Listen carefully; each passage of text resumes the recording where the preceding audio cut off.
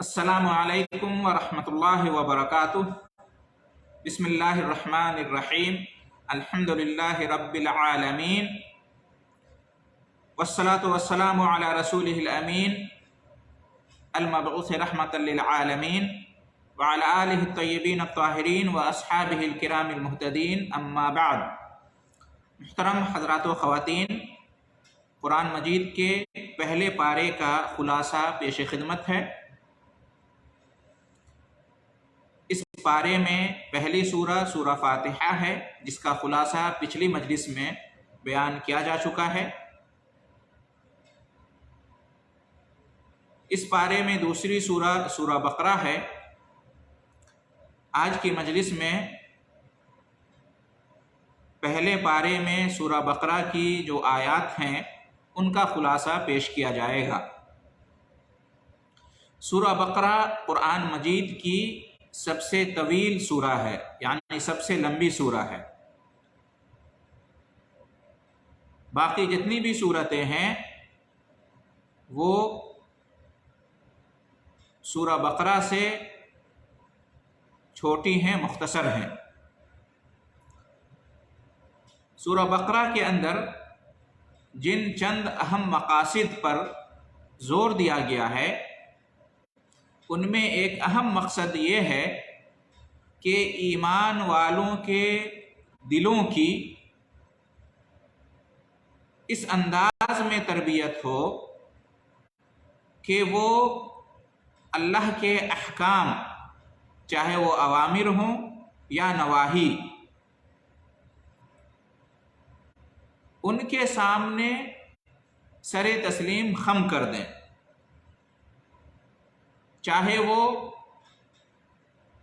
کتنے ہی زیادہ کیوں نہ ہوں۔ یعنی اللہ تعالیٰ نے جو حکم دیا ہے اور جس سے منع فرمایا ہے وہ چاہے کتنے ہی زیادہ کیوں نہ ہوں، ان پر ایمان لانا اور بلا چوں چرا ان پر عمل کرنے کی کوشش کرنا، اس انداز میں مومنوں کی تربیت ہو، یہ ایک اہم چیز بیان کی گئی ہے سورہ بقرہ کے اندر۔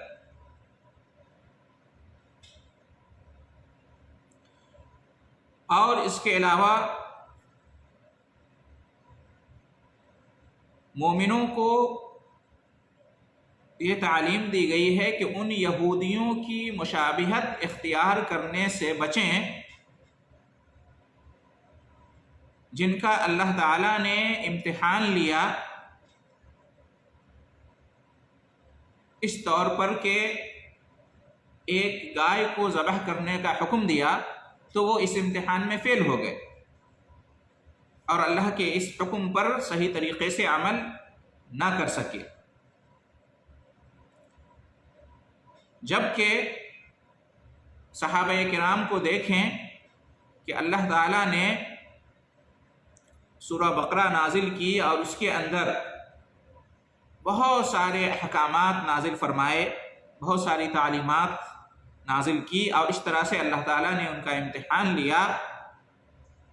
تو وہ پاس ہو گئے۔ اللہ تعالیٰ نے ان کی تعریف کی ہے سورہ بقرہ کے آخر میں، اور کہا ہے کہ مومنوں کی جو پہلی جماعت ہے صحابہ کرام،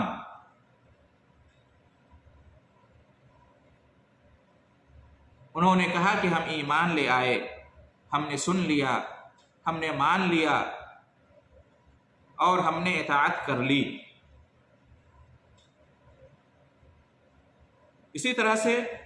سورہ بقرہ کے آغاز میں، سورہ بقرہ کی شروعات میں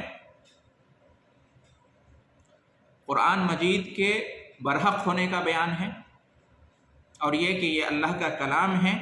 اور اس میں کوئی شک نہیں، اور اس کے بعد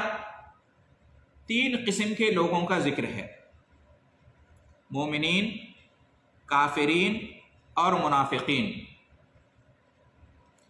اور رسول صلی اللہ علیہ وسلم اور آپ کی رسالت کے بارے میں ان تینوں جماعتوں کا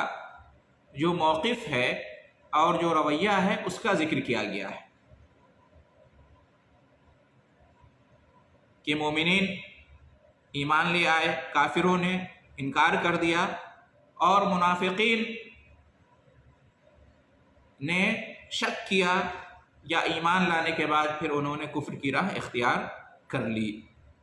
یا وہ دل سے ایمان نہیں لائے۔ یہاں پر منافقین کا ذکر تفصیل سے کیا گیا ہے، جبکہ مومنین اور کافرین کا تذکرہ تفصیل سے نہیں کیا گیا ہے۔ تو اس کی وجہ یہ ہے کہ منافقین کے جو عزائم ہوتے ہیں، ان کے جو ارادے ہوتے ہیں، وہ مومنین اور کافرین کے درمیان چھپے ہوتے ہیں اور کھلے نہیں ہوتے ہیں۔ وہ کبھی مومنین کی طرف ہوتے ہیں تو کبھی منافقین کی طرف ہوتے ہیں، اپنے فائدے کے اعتبار سے۔ بہت سارے راز ان کے مخفی اور پوشیدہ ہوتے ہیں۔ خاص طور سے مسلمانوں کے لیے، امت مسلمہ کے لیے یہ منافقین اور ان کا رویہ بہت ہی خطرناک ہوتا ہے۔ تو اس وجہ سے ان کی تفصیلات بیان کی گئی ہے تاکہ یہ امت ان سے ہوشیار رہے۔ اسی طریقے سے قرآن مجید کے پہلے پارے میں حضرت آدم اور حوا علیہم السلام کا قصہ بیان کیا گیا ہے، اور یہ کہ حضرت آدم علیہ السلام اس روئے زمین پر خلیفہ بنائے گئے، اس کا تذکرہ تفصیل سے ہوا ہے، اور قرآن مجید کی جو ترتیب ہے اس کے لحاظ سے یہ قصہ آدم علیہ السلام کا پہلا قصہ ہے۔ گویا کہ قرآن مجید کے شروع میں ہی یہ پیغام دے دیا گیا ہے کہ مسلمان اپنے سب سے بڑے دشمن کو پہچان لے، یعنی ابلیس اور شیطان، کیونکہ اس کی عداوت اور دشمنی کا سلسلہ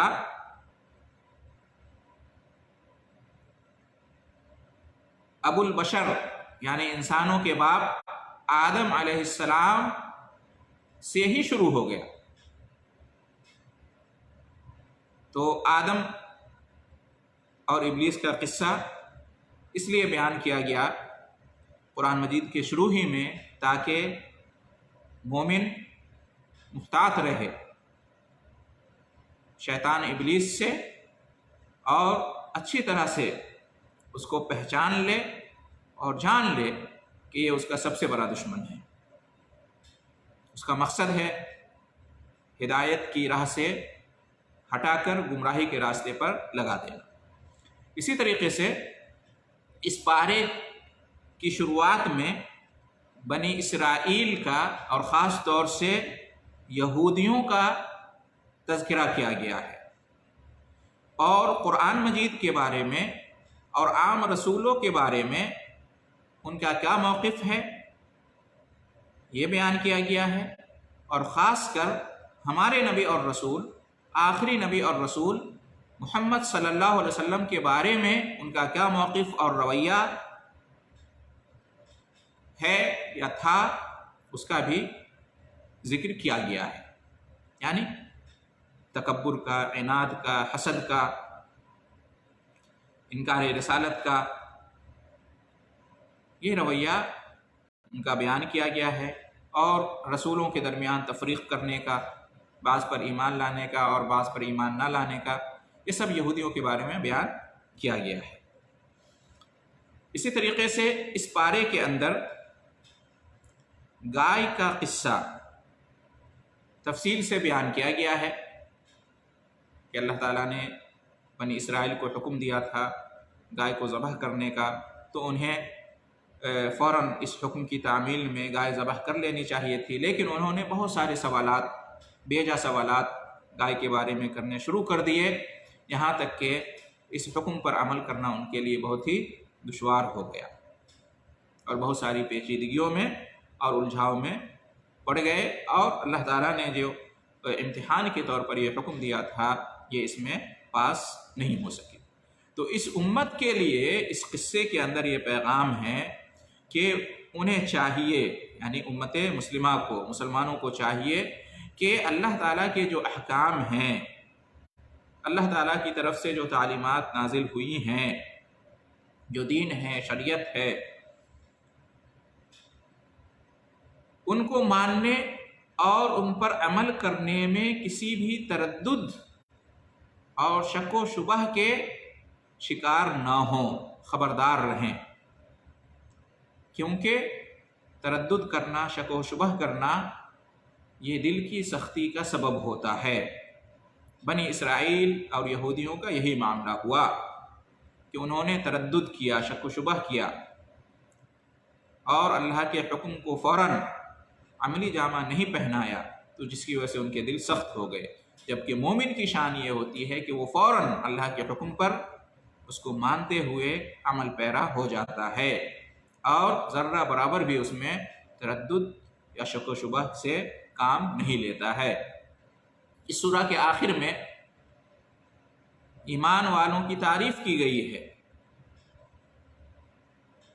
جیسا کہ اس سے پہلے بھی بیان کیا گیا کہ ان کی شان یہ ہے کہ انہوں نے کہا کہ ہم ایمان لے آئے، ہم نے سن لیا، ہم نے مان لیا، ہم نے عمل کر لیا۔ اسی طریقے سے اس پارے کے اندر فرشتوں کے ساتھ اور انبیاء کرام کے ساتھ یہودیوں کا جو معاملہ رہا ہے، ذلت آمیز سلوک ان کا رہا ہے، شرمناک رویہ ان کا رہا ہے، اس کا بھی تفصیل کے ساتھ ذکر کیا گیا ہے۔ فرشتوں تک کے سے وہ دشمنی رکھتے ہیں، انبیاء کرام سے وہ عداوت رکھتے ہیں، اس کا بیان کیا گیا ہے۔ اسی طریقے سے انبیاء کرام کی اہانت کرتے ہیں، یہ سب بیان کیا گیا ہے۔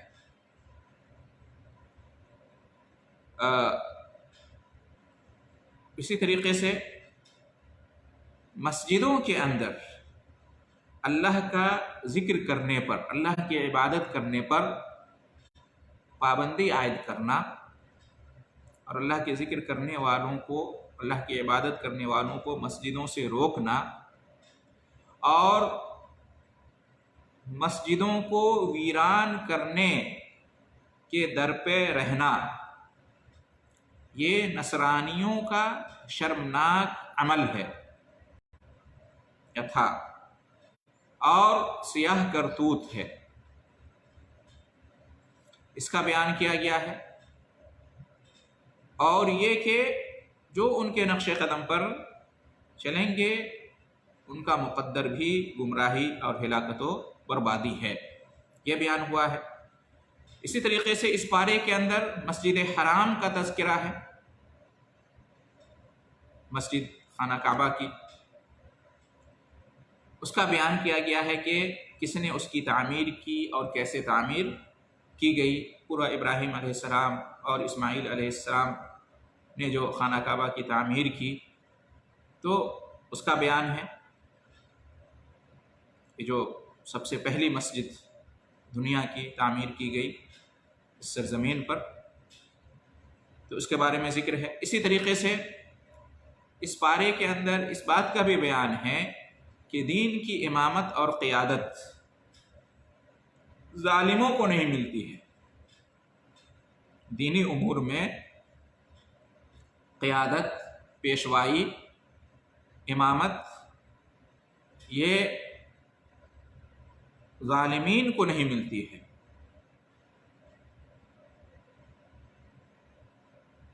بلکہ ابراہیم علیہ السلام اور ان کے نقش قدم پر چلنے والوں کو ملتی ہے۔ جو اللہ تعالیٰ کے احکام کی نافرمانی کرتے ہیں وہ اس لائق نہیں کہ اس امامت اور پیشوائی کے درجے کو پا سکیں۔ اسی طریقے سے اس پارے کے اندر یہ بھی بیان کیا گیا ہے کہ بچوں کی تربیت اور انہیں اچھی نصیحت کرنے کا جو معاملہ ہے یہ کسی خاص عمر تک محدود نہیں ہونا چاہیے، بلکہ یہ عمل مرتے دم تک جاری اور ساری رہنا چاہیے۔ چنانچہ یعقوب علیہ السلام نے موت کے وقت اپنے بیٹوں کو نصیحت فرمائی تھی کہ میرے بعد تم صرف ایک اللہ کی عبادت کرنا، صرف ایک اللہ کو اپنا معبود ماننا، جسے تمہارے باپ دادا ابراہیم، اسماعیل، اسحاق سب نے اپنا معبود مانا اور اس کی عبادت کی، اور یہ کہ ہمیشہ ہر حال میں دین اسلام پر قائم رہنا اور مسلمان بن کر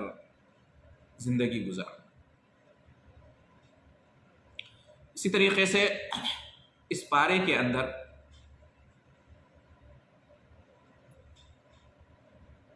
آخر میں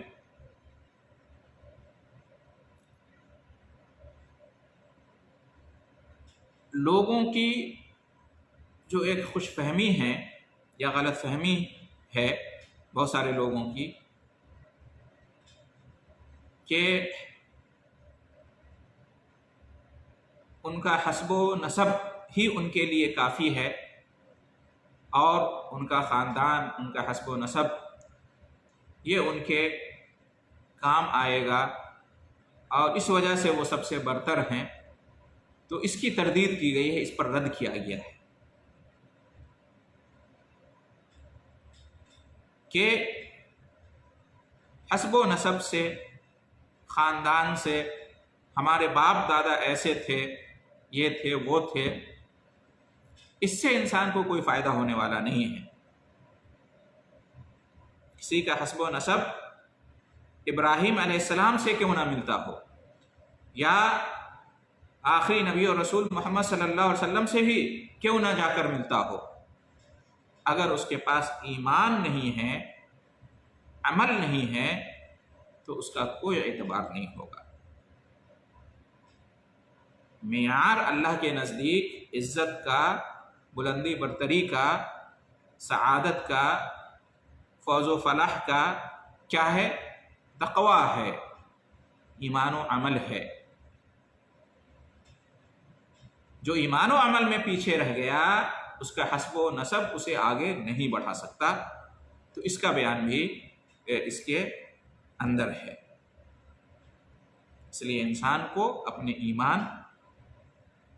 اور اپنے عمل پر دھیان دینا چاہیے، دوسرے کا ایمان اور عمل اسے فائدہ نہیں پہنچائے گا،